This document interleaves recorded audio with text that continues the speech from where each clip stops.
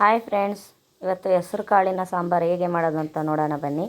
ನಾನಿಲ್ಲಿ 1 ಕಪ್ ಹೆಸ್ರು ಕಾಳು ತೊಗೊಂಡಿದ್ದೀನಿ. ಅದಕ್ಕೆ ಈರುಳ್ಳಿ 2 ಗಡ್ಡೆ, ಟೊಮೊಟೊ 2, ಕೊತ್ತಂಬರಿ ಸೊಪ್ಪು, ಹಸಿಮೆಣ್ಸಿನ್ಕಾಯಿ ಒಂದು 6, 1 ಗಡ್ಡೆ ಬೆಳ್ಳುಳ್ಳಿ ತೊಗೊಂಡಿದ್ದೀನಿ. ಈಗ ನಾನು ಕುಕ್ಕರಿಗೆ ಹೆಸ್ರು ಕಾಳನ್ನು ಹಾಕಿ ಚೆನ್ನಾಗಿ ತೊಳ್ಕೊತಾ ಇದ್ದೀನಿ 2-3 ಸಲ. ಅದಕ್ಕೆ ಈಗ ಟೊಮೊಟೊ, ಈರುಳ್ಳಿ, ಹಸಿಮೆಣ್ಸಿನ್ಕಾಯಿ, ಕೊತ್ತಂಬರಿ ಎಲ್ಲ ಸಾಮಾನು ಹಾಕಿ ಅದನ್ನು ಈಗ ಬೇಯಿಸೋಕ್ಕೆ ಜೀರಿಗೆ, ಸ್ವಲ್ಪ ಅರಿಶಿನ ಪುಡಿ, ನೀರು ಹಾಕಿ ಕುಕ್ಕರ್ನ ಮುಚ್ಚಳ ಹಾಕಿ ವಿಷಲ್ ಕೂಗ್ಸೋಣ. ಈಗ ವಿಷಲ್ ಕೂಗಿದೆ, 3 ವಿಷಲ್ ಕೂಗಿಸಿದ್ದೆ, ಚೆನ್ನಾಗಿ ಬೆಂದಿದೆ.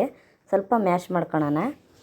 ಚೆನ್ನಾಗಿ ಮ್ಯಾಶ್ ಮಾಡ್ಕೊಂಡೀಗ ಸ್ವಲ್ಪ ನೀರು ಹಾಕಿ ಕುದಿಯೋಕ್ಕಿಡೋಣ ಗ್ಯಾಸ್ ಮೇಲೆ. ನೋಡಿ, ನನಗೆ ಈ ಅದಕ್ಕೆ ಸಾಕು ಅಂತ ಇದಕ್ಕೆ 1 ಚಮಚ ಖಾರದ ಪುಡಿ ಹಾಕಿದ್ದೀನಿ, ಸ್ವಲ್ಪ ರುಚಿಗೆ ಉಪ್ಪು, ಕೊತ್ತಂಬರಿ ಸೊಪ್ಪು, ಸ್ವಲ್ಪ ಸಾಂಬಾರು ಪೌಡ್ರು ಒಂದು ಅರ್ಧ ಚಮಚ. ಈಗ ಒಗ್ಗರಣೆಗೆ ಇಟ್ಟಿದ್ದೀನಿ.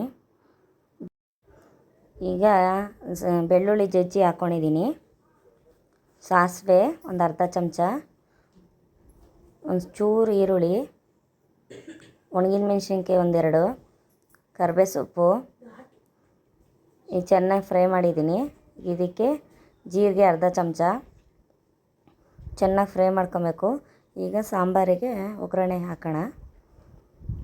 ರುಚಿಕರವಾದ ಸಾಂಬಾರು ರೆಡಿಯಾಗಿದೆ.